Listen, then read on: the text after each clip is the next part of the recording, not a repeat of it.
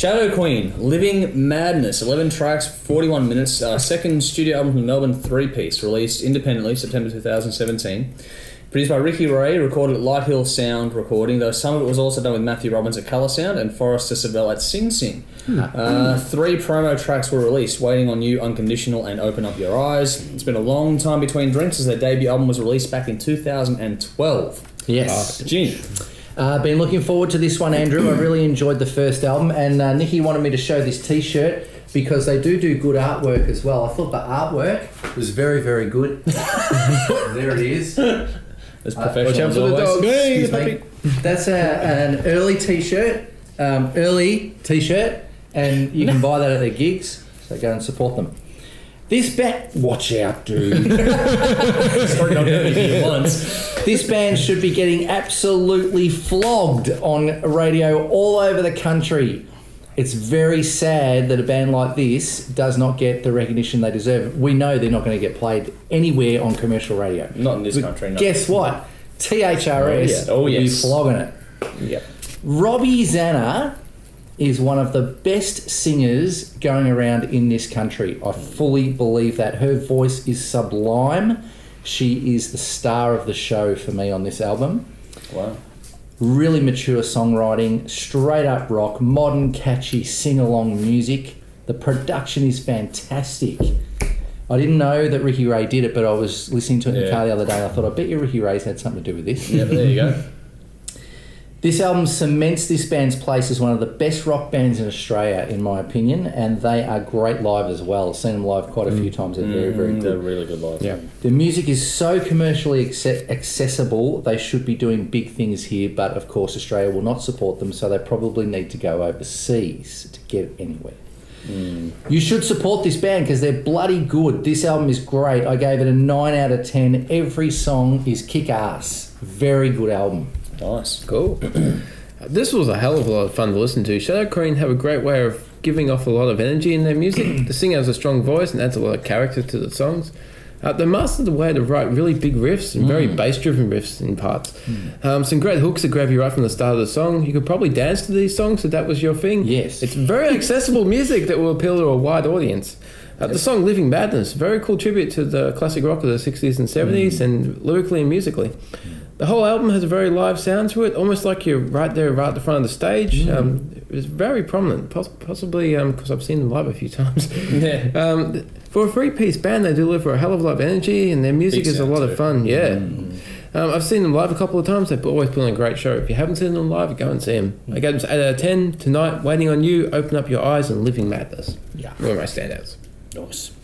I've had this album for a while now, basically since it came out, and it's one of my favourite releases of 2017, like across the board. Fucking fantastic.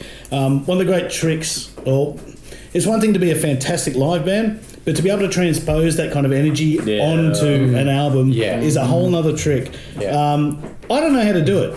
These guys do. Fucking ask them. It's incredible. What they've done. I mean, Robbie, he said, what a singer. And what a voice. Right. And when you do see them live, she's got a real... She's got a joy that she's got. She's smiling. She loves singing. She loves the music. And it's fucking fantastic. She's also a seriously good bass player too. No one ever talks about how good a bass player she is. For a 3-piece, the sound is huge. Monster guitarist, huge drum sound, charged lyrics, and a voice to die for. 10 out of 10 for me.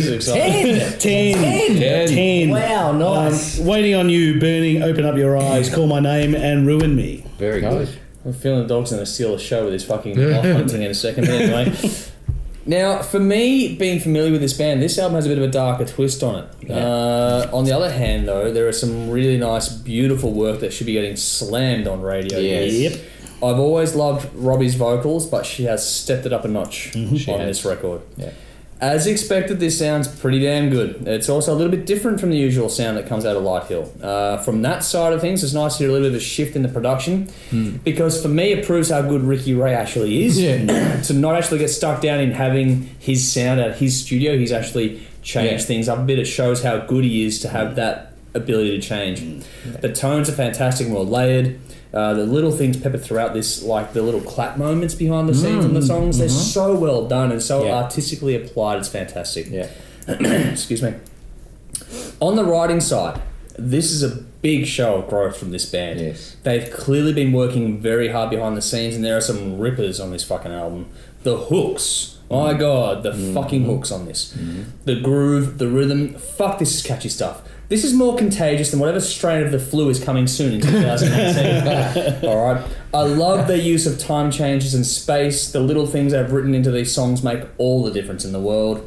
And there is no reason why these guys shouldn't be getting pumped on radio here. Yeah. It's an indictment on radio in this country. Really Triple is. M, Triple J, I don't give a shit. Both of those stations could and should play this on daytime rotation if they actually gave a fuck about new Australian rock bands. Correct. The deck is stacked, and this proves it. It's time for a change in the industry overall, because if a band that writes an album this fucking good can't get radio play when all the marketing is right there for it too, Correct. fucking beyond me. Correct.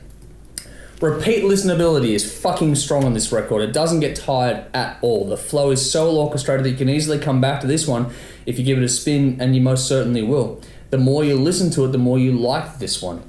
They are a fantastic live band, and I really, really want to see them again on the back of this release. There is simply no dud tracks on this. Every performance is fantastic by every single member.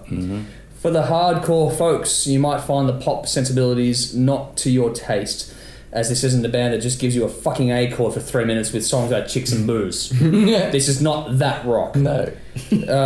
For me, though, that element in their writing actually puts them a cut above, because it's not easy to walk that line between being a genuine rock band and appealing to pretty much anyone. And they've nailed it. It's maturity. It's a fine line to walk.